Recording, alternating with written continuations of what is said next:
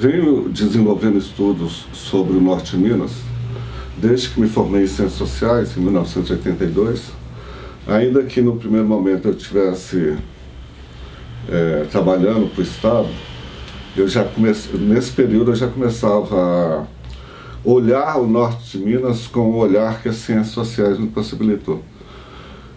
Eu vinha de uma vivência de ter, desde criança, percorrido o Norte de Minas e perceber uma série de diferenças e ao ir para Belo Horizonte ou outras cidades de Minas que não estão no Norte de Minas, ser impactado pelo não reconhecimento de nós, norte-mineiros, como mineiros. Dado que era abrir a boca e começar a falar, as pessoas perguntavam se era baiano, e quando falava que era do Norte de Minas, chamava de baianeiro ou de baiano cansado. Desenvolvi pesquisa na cidade de Mariana, que ela se diz o berço da cultura e da civilização mineira, onde que o espírito de Minas é mais Minas. E Mariana, por ter sido a primeira cidade, o primeiro lugar onde os mineradores se fixaram para a exploração do ouro, eu então, por questões de estrutura antropológica, eu selecionei Matias Cardoso, que foi o primeiro lugar onde a criação de gado começou nos Campos Gerais. Né? O interessante de perceber a diferença entre as duas, que uma tem todo um discurso sobre si mesma. Né? Ela fala de si, ela fala de Minas Gerais como se fosse ela. Para os marianenses e para Mariana, Minas não existe sem Mariana. A história de Minas Gerais é a história de Mariana. Enquanto Matias Cardoso, não havia nenhum discurso, não se falava nada sobre Matias Cardoso. Aliás, as pessoas do Norte de Minas nem conheciam Matias Cardoso.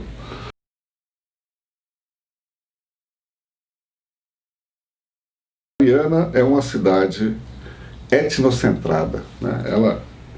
Por isso que ela se lambe tanto. E como Minas é uma sociedade, a região das Minas é uma sociedade, uma civilização centrada em si mesmo. Por isso é que rádio e televisão de Minas fala tanto de Minas, os mineiros cantam Minas adoidadamente, né? Porque é uma sociedade, um povo autocentrado em si, etnocêntrico. Enquanto que no Norte de Minas é uma outra capacidade das sociedades, dela ser relativista, dela ser aberta para fora. Né? Essas são as duas diferenças significativas entre as Minas e os Gerais. Né?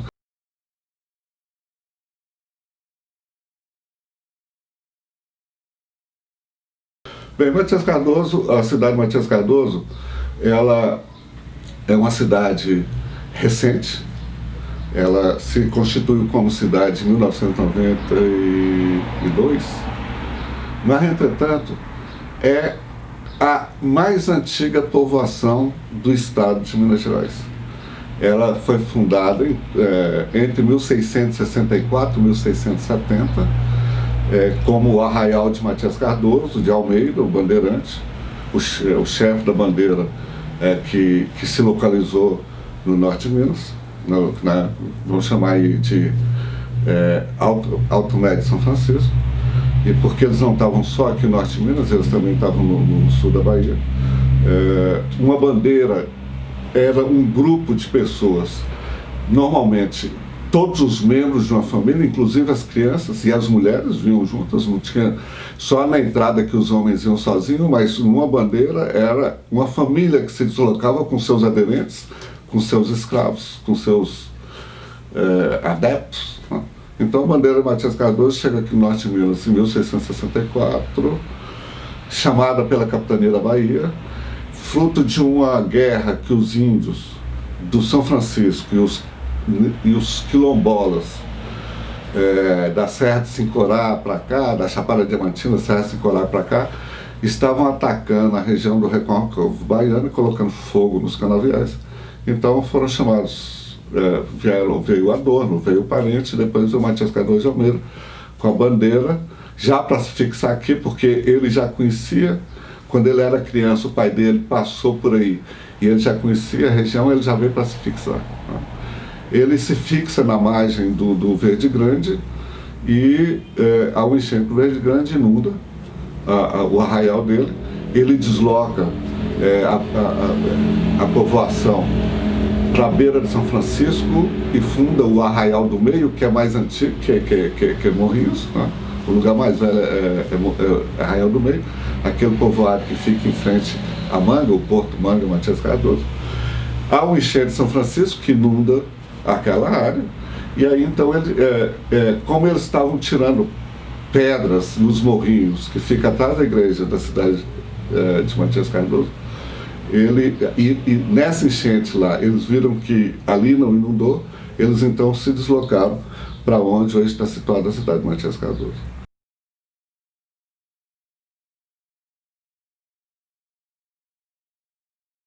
Ele veio para cá para combater os indígenas que existiam na região. Existiam 28 sociedades indígenas no norte de Minas. Ele aprisiona os membros dessas sociedades para vender como escravo no mercado de Salvador e no mercado de São Paulo, e manter alguns como escravos. Né? E exterminar com os quilombolas. Na nossa formação, quando a gente estuda história, diz que quando os africanos chegaram, os índios brasileiros deixaram de ser escravizados. Isso é uma inverdade. Os indígenas brasileiros permaneceram sendo escravizados durante muito tempo. Né? Até o século XX ainda tinha índio sendo escravizado. Acabou a abolição, acabou a escravidão do negro, mas o indígena permaneceu sendo escravizado. E aí então Matias Cardoso veio para isso. E nesse período não havia essa coisa de capitão do mato ir atrás do escravo para trazer ele de volta. Matava-se, cortava as orelhas, salgava-se as orelhas, costurava as duas orelhas e recebia-se dinheiro por par de orelha de afrodescendentes fugidos, quilombados. Então ele veio para cá com essas duas funções. Chegando aqui, então, ele nesse processo de guerra contra os indígenas e quilombolas, ele vai, então, a bandeira vai se ampliando pelo território. Um cunhado dele, Antônio Gonçalves Figueira, ele funda uma fazenda próxima a Palmeiras da Lapa, fazenda chamada Fazenda Jaíba. Um irmão dele vai fundar a cidade, a fazenda de Pedras de Baixo. Um outro irmão dele vai fundar Pedras de Cima. Um cunhado dele que vai fundar Porto Salgado, que depois vai virar Januária. Né? E quando o filho dele se torna governador de Minas, governador de São Francisco, ele toma Porto Salgado como o lugar de maior importância, inclusive se deslocando de Matias Cardoso para o Porto Salgado, e aí por isso a cidade tem o nome de Januária, né, em homenagem a ele. Em 1673, 74, Matias Cardoso é chamado para ocupar o lugar de capitão-tenente da entrada de Fernão Dias Pais em busca das Esmeraldas, que vai encontrar a Turmalina na Itacambira. E quando ele então, ao subir com Fernão Dias e o grupo de Fernão Dias, ele traz gado, e então o gado vem de São Paulo e começa a criação de gado aqui na região. Eles já sabiam que aqui não tinha ouro, eles não vieram para cá atrás de ouro, porque nessa região não tem ouro. Né? E o interessante é que toda cidade começa contando a história assim. Fernão Dias passou por aqui. Januária, por exemplo, a história oficial de Januária. Fernão Dias nunca passou por lá do Rio São Francisco. Né? Ele passou por Barra do Guaicuí e adentrou pelo Jiquitaí, foi subindo e cortando. Ele, nem Montes Claros ele passou. Né? Mas a história de Montes Claros diz que Fernão Dias passou aqui. Né? Umas imprecisões históricas, né? Falta de conhecimento das coisas. E aí ele traz gado, vem um grupo que segue para Morrinhos, o arraial dele, trazendo gado. Então eles começam a implantar as fazendas, né, que é a base econômica. Os índios já estavam acabando, não tinha mais nega quilombado, aí então eles começam a implantar as fazendas, constroem o arraial de Morrinho. E fruto dessa guerra, se você olha a igreja, A igreja de Matias Cardoso, que é a igreja mais velha de Minas Gerais, ela foi consagrada em 8 de dezembro de 1695. Ela é uma fortaleza. Ela não é só a igreja, ela é uma fortaleza. Nas torres você tem o que se chama de seteio, né? É possível, dos 4 lados, é possível você estar de lá com os arcabuzos, essas coisas. Era o último bastião a ser tombado, né? Como as paredes de lá tem quase 2 metros de comprimento, é difícil alguém derrubar a igreja, né? E o arraial ele era circundado por um muro muito alto e muito largo, que inclusive eles andavam a cavalo em cima do muro. Esse muro, nesse processo aí de construção e implantação do Jaíba, ainda encontraram resquícios dele, né? Ele foi, ao longo do período, se deteriorando. Veja, um arraial que tinha como função primeira combater indígenas e quilombolas, por isso o cercamento dela, por isso a característica da igreja como uma fortaleza. Tanto que da casa de Januário, de uma das casas do Sobrado, hoje chamado de Sobrado de Januário Cardoso, havia um túnel que ligava a casa à igreja, e havia um túnel que ligava os morrinhos à igreja, porque os morrinhos são mais altos ainda que a igreja, os 3 morrinhos, né? Então o pessoal ficava dali de cima, vendo as coisas, e qualquer coisa corriam, pulavam dentro do túnel e entravam para dentro da igreja, né? 1685 até 1694, ele estabelece a guerra contra os índios. Muitos índios fogem, mata muitos índios e estabelece o único tratado que existe no Brasil entre portugueses e indígenas. E aí então, no tratado, os indígenas vão para a região do Mearim, no Maranhão, né? E esse é o único tratado porque os índios no Brasil nunca foram tratados como uma sociedade, né? Sempre foram tratados como qualquer coisa. E Matias Cardoso trata eles que é a mesma coisa, o mesmo padrão dos Estados Unidos. Nos Estados Unidos, o Estado, o governo estabeleceu o tempo inteiro tratados com as sociedades indígenas. Ainda que tenha sacaneado muitos indígenas americanos, mas eram tratados com determinado respeito e dignidade. No Brasil, só isso. E aí, para ir fazer essa guerra, Matias Cardoso colocou algumas exigências. A primeira exigência era que o arraial se transformasse em vila, com cartório, com julgado, com milícia e com paróquia, com freguesia. E que ele seria o governador do São Francisco. E aí então ele se transforma no governador de São Francisco, que a gente não... essa é uma informação que a gente precisa ainda ir atrás de documentação. Como eu sou antropólogo, não sou historiador, eu não estou mais correndo atrás disso, mas o pessoal da história precisa correr atrás dessa informação. Porque ele tinha autonomia frente às capitanias, frente ao governo geral, e ele se reportava diretamente com o Conselho Ultramarino, né? Ele seria uma colônia? O que ele era? O que era o São Francisco para ele ser governador de São Francisco? Então, em 1695, consagrada a igreja, e instalado o julgado, a milícia, a Câmara, não, a Câmara não. A única coisa que não foi instalada foi a Câmara e não se constituiu vila. Porque aí, em 1696, descobriu-se o ouro e o foco de Portugal passou a ser todo o ouro lá na região das Minas, né?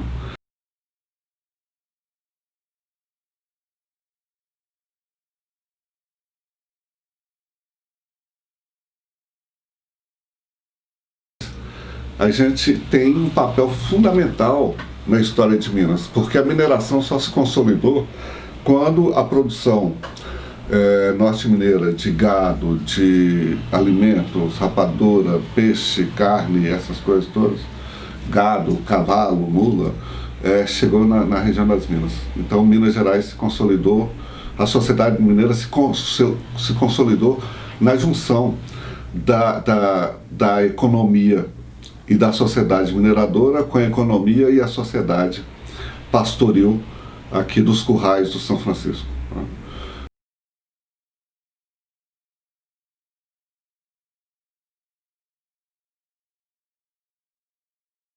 movimento catumano que tinha como objetivo construir o lugar simbólico do norte de Minas e Minas Gerais. Dar ao norte de Minas o estatuto histórico, simbólico e identitário que o norte de Minas tem.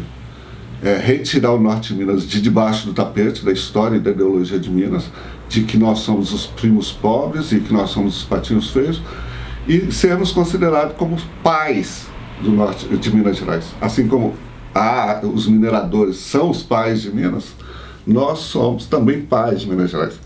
Paulinho Ribeiro costuma brincar porque, veja, Mariana, as Minas. Matias Cardoso, os Gerais. Na verdade, quem são os pais somos nós, porque eles são as mães. É a brincadeira de Paulinho Ribeiro.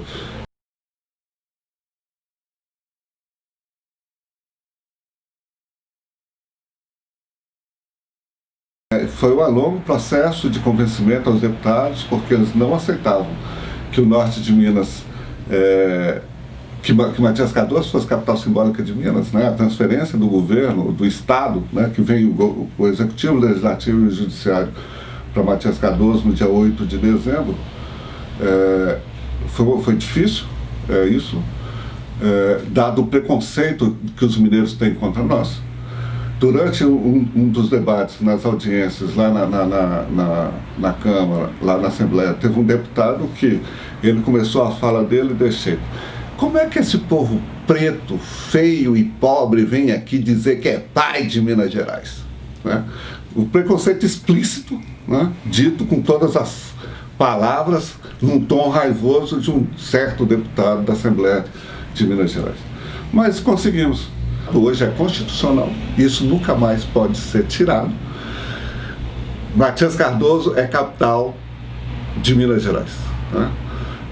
O movimento foi vitorioso. Nós sempre tivemos orgulho de nós. A gente sempre falou de nós, como norte-mineiros, com orgulho.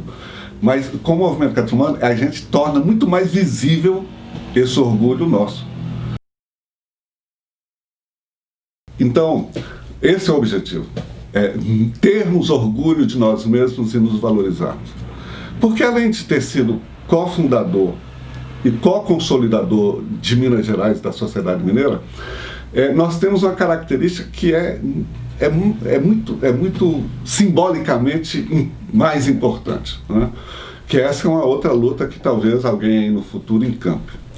O norte de Minas, dado que o Rio São Francisco era um lugar de trânsito, aqui no norte de Minas a gente vai ter o encontro de diversos projetos civilizatórios. O primeiro projeto civilizatório que chega aqui, a gente tinha aí as sociedades indígenas com a civilização de solidariedade, fraternidade, reciprocidade, os quilombolas, com essa mesma característica, estabeleceram relações com os indígenas.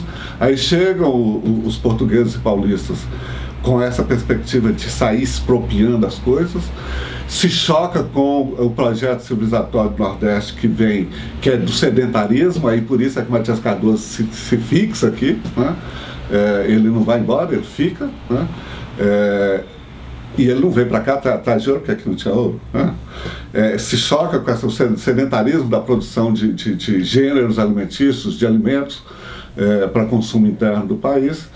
Depois, 100 e tantos anos depois dessa articulação entre indígenas, negros, paulistas, portugueses e nordestinos, chegam os mineiros. Em 1832, em 1831 são criadas 8 vilas no norte de Minas, e aí em 1832 chega, aqui em Montes Claros, é o primeiro lugar que chegam os mineiros, esfarrapados, famintos, para instalar a vila.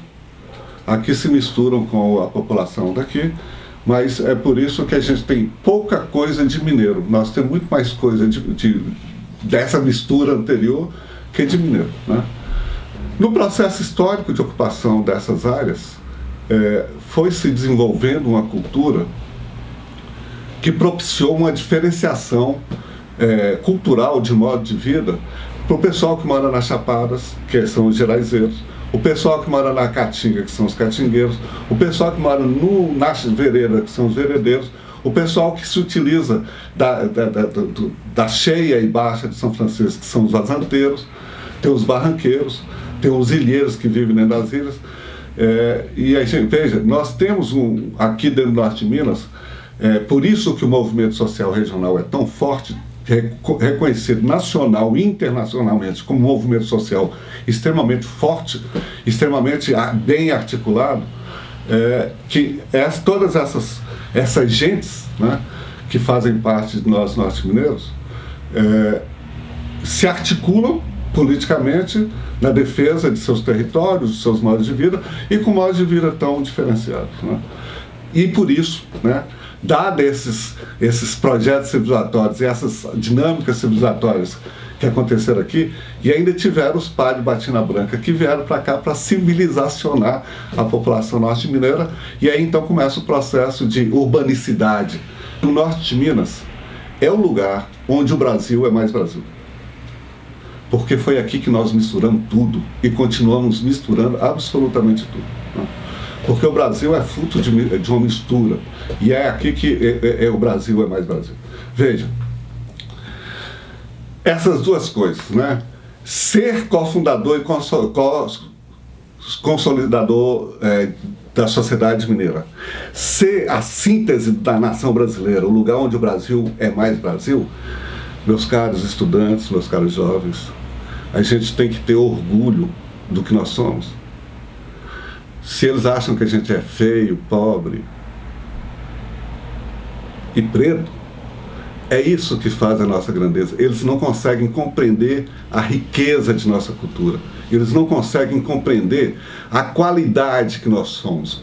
Minas Gerais é o que é porque parte dele somos nós. Porque sem nós, como diz Carlos Drummond de Andrade, Minas Gerais seria apenas um retrato na parede.